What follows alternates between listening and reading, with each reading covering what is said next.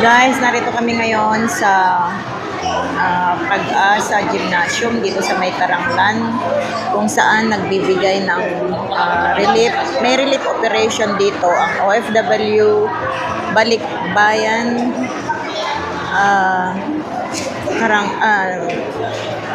I forgot the team, but ito po ang lahat po ng narito na makakuha ng bigas ay mga balikbayan, mga OFW na active na nasa ibang bansa pa, mga kamag-anak nila ang tumatanggap. At yung iba naman po ay yung mga balikbayan na for good na 5 years, 10 years, pwede pa rin po na maging member nitong OFW Balikbayan Association po rito sa May Karanglan. Ayan po. Napaka po ng lugar na ito, guys. Ayan. Ang dami pong bigas.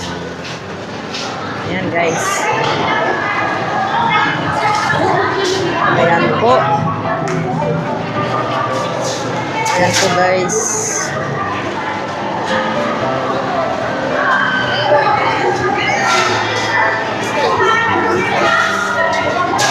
Parang ang dami pa po nakapila. Pero kakaunti na ang bigas.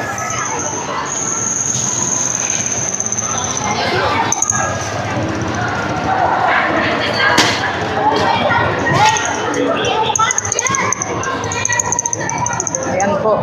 Kaunti na lang po ang bigas. Pero marami pang nakapira. Ayan pa rin po si Vice Mayor. Ayan po si Tita. Ayan po. OFW rin po siya. Ito po ang presidente natin. Ayan. Ay, sabi ko na nila mag-backup kung hindi na daw nila.